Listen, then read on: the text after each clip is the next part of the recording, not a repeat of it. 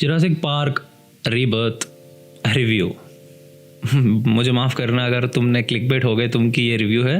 I mean मुझे review ही करना था एक्चुअली, पर सैडली मेरे यहाँ 2 दिन लेट रिलीज़ हुआ था। आज रिलीज़ हुआ है Jurassic Park and I have seen that, and मैंने बहुत सारे रिव्यूज़ ऑलरेडी देख लिया यूट्यूब में who have added immense value कि they justified the review already कि मूवी डिसअपॉइंटिंग है। मुझे भी पता है डिसअपॉइंटिंग है, तो I wanted to work on a video where I still tell my thoughts and not just review about the movie, क्योंकि it is already bit done. तो जो ऑलरेडी कर रहे हैं, if I do that there is no value, right. So इस वीडियो में हम बात करेंगे कि मुझे क्यों लगता है कि did not work, like major reasons क्या हो सकते हैं। And let's begin primarily with telling कि मुझे डायरेक्टर बहुत पसंद है। Like I personally like his style. अगर आपने वन पीस देखा है तो you will understand my feeling, क्योंकि he is strongly inspired from One Piece. मुझे भी लगता है, but I don't know personally. पर I have seen an interview where he talks about कि he does not want a big crew. Actually he gives you an example of Aladdin. आपने Disney movies देखे होंगे। Disney movies जब shoot होते हैं ना तो बड़ा स्टूडियो होता है वगैरह वगैरह, एंड एक अलादीन का एक रैंडम सीन शूट करने में they have to rent a studio. उसके बाद उसका VFX मैट लगता है एंड लॉट ऑफ रीटेक्स होते हैं। तो ही टोल्ड हाउ एक्सपेंसिव वो एक सिंगल शॉट होता है, and he likes a different style of approach जो है he directly goes to a location which is suited for his story and उधर शूट करते हैं। he believes कि भाई एक दिन का studio rent is equal to मेरा 5-6 लोगों का क्रू आ जाएगा, and a basic camera with just 1 LC500 lighting is good enough to shoot whatever you want. और इसी स्टाइल में उसने क्रिएटर भी शूट किया था, एंड ही बिलीव्स कि पोस्ट एडिटिंग हो गया, पोस्ट VFX इतना एडवांस हो चुका है कि you don't need that green mat any more की VFX करने के लिए। अगर आपने क्रिएटर देखा है तो आपको पता चलेगा कि the most of VFX scenes जो उसमें हैं they are not real. He made that up after shooting a real footage without even a green screen.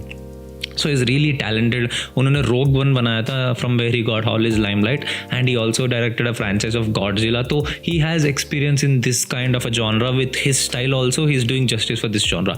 But surprisingly director को इतना वेट लगा या बर्डन लगा इस मूवी में कि इतना अच्छा फ्रेंचाइज है, I should not fuck it up, and he is getting an opportunity to do a reboot. क्योंकि रीबूट अपॉर्चुनिटी मतलब सब fresh, you can start everything from zero again. तो इतना अच्छा अपॉर्चुनिटी मिल रहा है, तो he tried many things like कि from going from a small camera to a film camera, क्योंकि he wanted to capture the texture of Jurassic Park।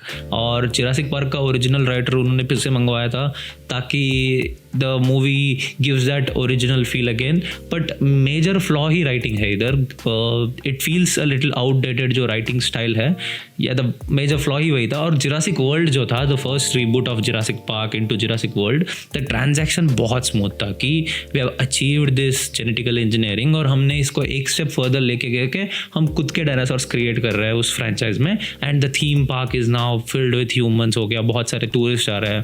That franchise actually made sense, and I have watched it when I was a kid, और मुझे याद है कि it was a magical experience Jurassic world का first part जो है। And today when I watch this movie, I don't no कि मैं बुढ़ा हो चुका हूँ कि क्या है, but I did not get that magic feel any more. मतलब स्टीवन स्पिलबर्ग ने जिस इंटेंशन से इसको स्टार्ट किया है, and now the franchise going down, is feeling really sad, क्योंकि देर आर एक्सटिंक्ट स्पीशीज़ को हम इतना ब्यूटिफुली ऑन स्क्रीन दिखा कर रहे, स्टोरी भी दिखा रहे हैं, and I did not like this franchise to go down like this. Reboot should have worked. And successful example अगर मैं आपको बताऊँ तो प्लैनेट ऑफ द एप्स जो है, it is a successful example. It is now currently running on a 3rd reboot. पहला तो 90s में एक फ्रेंचाइज था ना प्लैनेट ऑफ द एप्स का, और सेकेंड ट्रिलॉजी जो है वो 2000s में आया था, इट वॉज मास्टरपीस। और उसके बाद अभी 3rd रीबूट जो लास्ट ईयर रिलीज़ हुआ था film, that actually made sense कि humans अब भूल चुके हैं their existence, humans are trying to get back on track, and apes अभी dominating species हैं world में। तो it actually levels the field कि humans और apes अभी same level पे हैं and the fight is equal। the trilogy में problem ये था ना कि apes are very below humans, क्योंकि हमारे पास इतना advanced technology था, so apes could never have a chance। तो उस franchise में वो एक ही flaw था, तो इसमें उन्होंने fix कर दिया flaw को, and they are going forward with that story। तो that's the reason it worked। and मैं आपको एक अच्छा बात बताऊंगा कि क्यों Jurassic Park should have worked better when समझिए अगर आपको सारे गॉडजिला मूवीज़ अगर आपने देखा है तो मोस्ट फेवरेट गॉडजिला मूवी किसी भी गॉडजिला का फ़ैन अगर हमारे एज का हो गया, कोई अच्छा फिलीफाइल हो गया, इट विल बी कि गॉडजिला -1। सबको गॉडजिला -1 क्यों पसंद आया?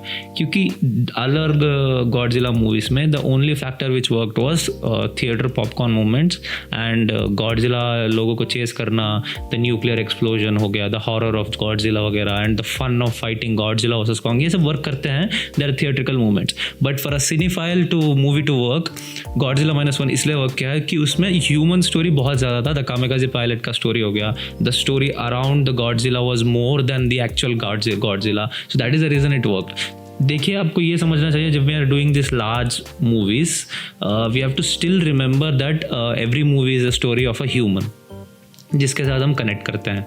और ये जो dinosaur, Godzilla and any world you put humans in, they should still be a human story, they should still be a human character arc, वो सब रहना चाहिए in the world of Jurassic Park. अगर आप एक वर्ल्ड बिल्डिंग के point of view से देखेंगे, if I build a world where smartphones does not exist, और उस वर्ल्ड में मैं फिर भी ह्यूमंस को ही डालूंगा, और ह्यूमंस को इस वर्ल्ड में कैसे इफेक्ट हो रहा है बिकॉज ऑफ नो स्मार्टफोन्स ऐसे डालूंगा, राइट।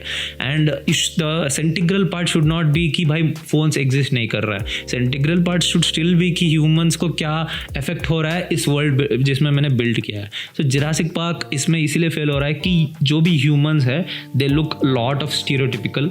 इन एवरी रिव्यू मैंने देखा भी है, अगर आप भी एक बार चेकआउट कर सकते हैं कि सब बोल रहे हैं भैया द कनेक्ट नहीं हुआ है हम किसी भी कैरेक्टर के साथ। Even if you hire Scarlett Johansson वगैरह जो भी है, और राइटर को भी अगर आप वापस लेके आए, आई did not feel any connect with any character, that is the crucial part. अगर आप कॉन्ग वगैरह मूवी भी देखेंगे, कॉन्ग्स का पहला पार्ट जो है किंग कॉन्ग का, यू आर स्टिल कनेक्टेड कि भाई Kong is climbing the Empire State Building for that one girl. देखो वो girl is more important than the Kong itself.